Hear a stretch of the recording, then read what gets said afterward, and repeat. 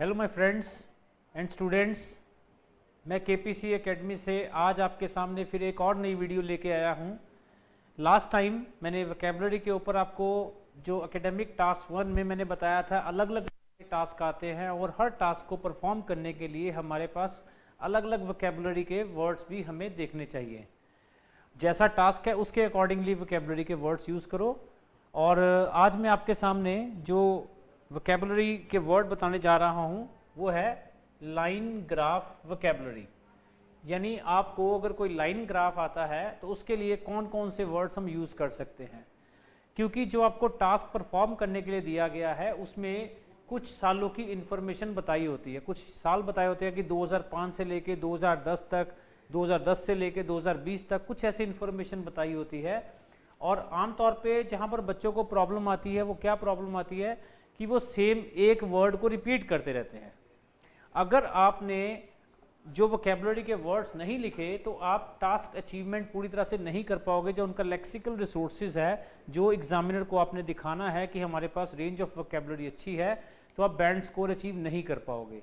अगर आपको मैं कुछ वर्ड्स देने लगा हूँ, ये वर्ड्स आप याद कर लो और टास्क में अलग अलग वर्ड्स यूज़ करने की कोशिश करो ताकि एग्जामिनर को लगे कि आपके पास रेंज ऑफ वोकैबुलरी अच्छी है और आपका जो टारगेट है वोकैबुलरी का, वो पॉइंट जो है वोकैबुलरी को बैंड स्कोर करने में हेल्प करेगा, वो भी इम्प्रूव हो जाएगा। तो चलो देखते हैं हम लाइन ग्राफ वोकैबुलरी। हमारे पास कोई टास्क आता है, इस तरह से लाइन ग्राफ दी होती है कि ये इंक्रीज किया, ये डिक्रीज किया, ठीक है, तो कहीं स्टेबल रहता है। मान लो एक और लाइन दी हुई है, वहाँ पर स्टेबल रह गया। तो अलग अलग से वोकैब के वर्ड हमें इसके लिए यूज़ करने चाहिए। कौन कौन से हैं? इंक्रीज के, पहले डिक्रीज के लिए, अगर कुछ डिक्रीज हो रहा है ना, कोई लाइन नीचे को जा रही है तो उसके लिए हमारे पास क्या क्या वर्ड्स हैं? डिक्रीज्ड है, जैसे ये दिया डिक्रीज्ड, ड्रॉप्ड, फेल, डिक्लाइंड। ये चारों वर्ड्स किस चीज के लिए है? अगर आपको कुछ इंफॉर्मेशन दी हुई है, देखो ये ग्राफ आपको नीचे की तरफ जा रहा है, तो इस केस के लिए आप ये वाले वर्ड्स 1 2 3 4 चार वर्ड्स काफ़ी हैं, सफिशिएंट हैं। तो चार चार करके आपके पास बहुत सारी वोकैबुलरी हो जाएगी, आप यूज़ कर सकते हो।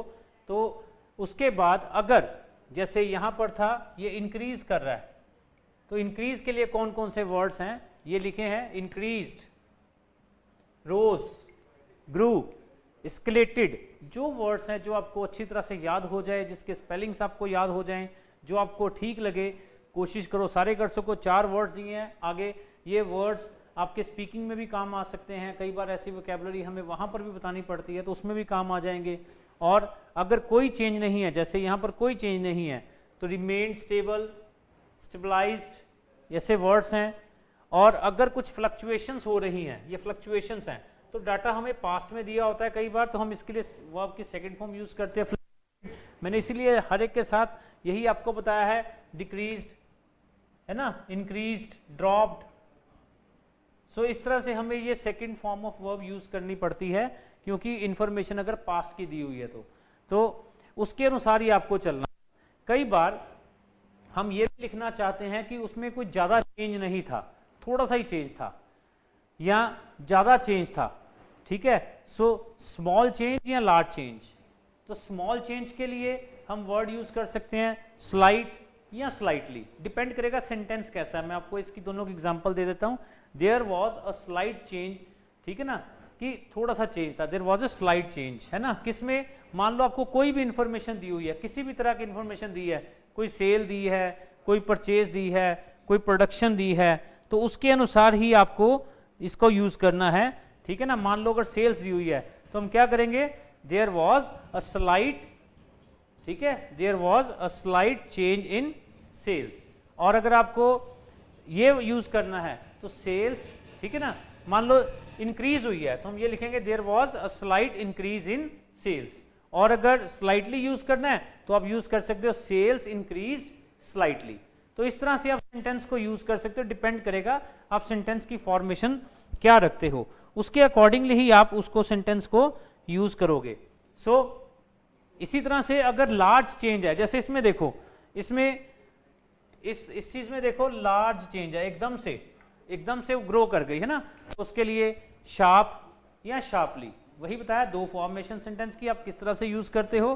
रैपिड या rapidly, significant significantly, dramatic dramatically. और अगर मीडियम चेंज है, ना ही बहुत ज़्यादा तेजी से चेंज है ना ही बहुत कम चेंज है, तो मॉडरेट या मॉडरेटली। ठीक है, सो ये सारे वर्ड्स अगर आप लाइन ग्राफ में यूज करोगे, लाइन ग्राफ की वोकैबुलरी में आपकी यूज करने से नेचुरल सी बात है बैंड स्कोर भी आपके इंप्रूव होंगे। आपकी रेपिटेशन नहीं हुई, आपने अलग अलग से वर्ड्स यूज किए, कहीं इंक्रीज हो रहा है तो इंक्रीज वर्ड लगा ला, किसी और जगह पे दोबारा से इस लाइन में भी इंक्रीज हो रहा है तो वहां पर आपने एस्केलेटेड लगा दिया। सो चेंज ऑफ वोकैबुलरी भी आपके बैंड स्कोर को इंप्रूव करेगी।